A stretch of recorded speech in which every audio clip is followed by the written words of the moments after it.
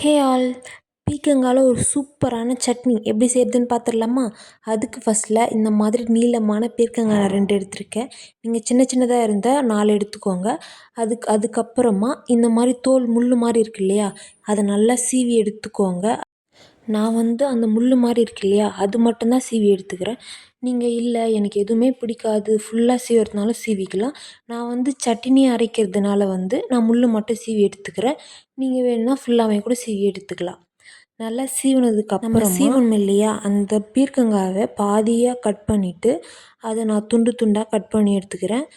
ரொம்ப சின்ன சின்னதெல்லாம் வேண்டாம். நம்ம மிக்சியில் போட்டு அரைக்க போகிறதுனால நீங்கள் ரொம்ப சின்ன சின்னதாக கட் பண்ண வேண்டிய அவசியம் இல்லை. கொஞ்சம் பெருசு பெருசாகவே கட் பண்ணிக்கோங்க. எண்ணெயில் தான் நம்ம வதக்க போகிறோம். வதக்கணும் அப்படின்னா அது கொஞ்சம் சின்ன சின்னதாகவே ஆகிடும். நீங்கள் இந்த சைஸுக்கு கட் பண்ணாலே போதும், உங்களுக்கு கரெக்டாக இருக்கும். இந்த மாதிரி எல்லா பீர்க்கங்காயுமே கட் பண்ணி எடுத்துக்கோங்க. பாருங்கள், இந்த அளவுக்கு தின்னாக இருந்தால் போதும். இதுக்கப்புறமா பேனில் எண்ணெய் ஊற்றிட்டு நம்ம கட் பண்ணி வச்சோம் இல்லையா, அந்த பீர்க்கங்காவை போட்டு நல்லா வதக்கிக்கோங்க. நல்லா வதக்குங்க. எண்ணெய் கொஞ்சம் கம்மியாகவே ஊற்றுங்க, ஏன்னா பீர்க்கங்காயில் தண்ணி அதிகமாக இருக்கு இல்லையா, அதுவே உங்களுக்கு கரெக்டாக இருக்கும். நல்லா வதக்கிக்கோங்க. இது கூடவே நான் சால்ட் ஆட் பண்ணிக்கிறேன். சால்ட் போட்டால் இன்னுமே கொஞ்சம் சீக்கிரமாகவே வதங்கும். சால்ட்டு போட்டு நல்லா கிளறி விடுங்க.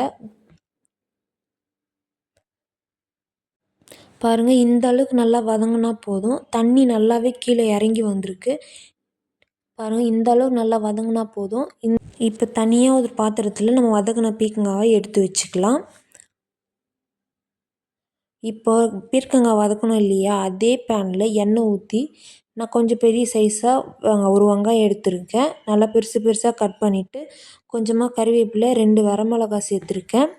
இது கூடவே 4 பூண்டு போட்டு நல்லா வதக்கிக்கோங்க.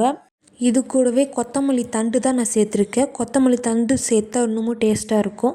ஒரு சின்ன சைஸுக்கு இஞ்சி சேர்த்துக்கிறேன். இஞ்சி சேர்த்துட்டு ஒரு தக்காளி போதும். ஒரு தக்காளி போட்டு நல்லா வதக்கிக்கோங்க. இது கூடவே ஒரு சின்ன நெல்லிக்காய் சைஸ் புளி ஆட் பண்ணிக்கிறேன். அப்புறமா தேவையான அளவு உப்பு சேர்த்து நல்லா கிளறி விட்டுக்கோங்க. இது கூடவே வறுத்த வேர்க்கடலை சேர்த்துருக்குறேன். வேர்க்கடலை டேஸ்ட் இன்னுமே சூப்பராக இருக்கும். இது நல்லா ஆறுனதுக்கு அப்புறமா ஒரு மிக்ஸி ஜாரில் போட்டு நல்லா கொரகொரப்பாக அரைச்சி எடுத்துக்கோங்க. சூடாக அரைக்க வேணாம், நல்லா சில்லுன்னு ஆறுனதுக்கு அப்புறமா நீங்கள் மிக்ஸி ஜாரில் போட்டு ஆட்டுங்க. அப்போ தான் உங்களுக்கு மிக்ஸி ஹீட் ஆகாமல் கரெக்டாக இருக்கும். இதுக்கப்புறமா நம்ம கொரகொரப்பாக அரைச்சதுக்கப்புறமா நம்ம வதக்கி வச்சோம் இல்லையா, அந்த பீர்க்கங்காவை கொஞ்சம் கொஞ்சமாக சேர்த்து நல்லா பேஸ்ட் மாதிரி அரைச்சிக்கலாம். பாருங்கள், இந்த அளவுக்கு நல்லா பேஸ்ட்டாக அரைச்சிக்கோங்க. எனக்கு பீர்க்கங்காவே பிடிக்காது அப்படின்றவங்க இந்த மாதிரி ட்ரை பண்ணி பாருங்கள், டேஸ்ட்டு சூப்பராக இருக்கும். ஒரு தாளிப்பு கரண்டியில் எண்ணெய், கடுகு ஊற்றி கடுகு பொரிஞ்சதுக்கப்புறமா கறிவேப்பிலை, மிளகாய் போட்டு நல்லா தாளிப்பு கொடுத்துக்கலாம். இந்த வீடியோ உங்களுக்கு பிடிச்சிருந்தா லைக் பண்ணுங்கள், கமெண்ட் பண்ணுங்கள், மறக்காமல் சப்ஸ்கிரைப் பண்ணுங்க. அப்போ தான் நான் போடுற வீடியோ உங்களுக்கு நோட்டிஃபிகேஷனில் வரும். பீர்க்கங்காயில் கூட்டு செஞ்சு சாப்பிட்றத விட இந்த மாதிரி சட்னி செஞ்சு சாப்பிடுங்க. டேஸ்ட் இன்னுமே சூப்பராக இருக்கும். ட்ரை பண்ணி பாருங்கள். ட்ரை பண்ணி பார்த்துட்டு கமெண்ட் பண்ணுங்கள்.